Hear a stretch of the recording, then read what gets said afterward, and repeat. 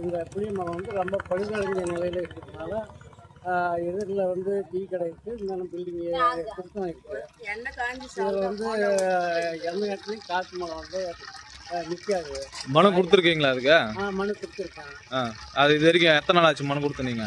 போன வெள்ளிக்கிழமை வந்து ஆர்ஐக்கு இது ஐயோ ஏடிக்கு திங்கட்கிழமை வந்து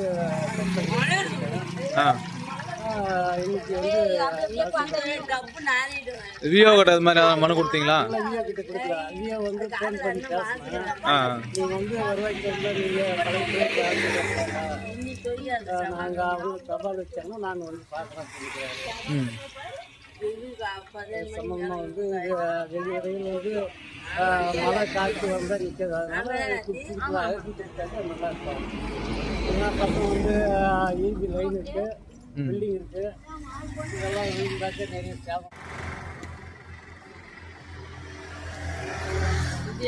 நீ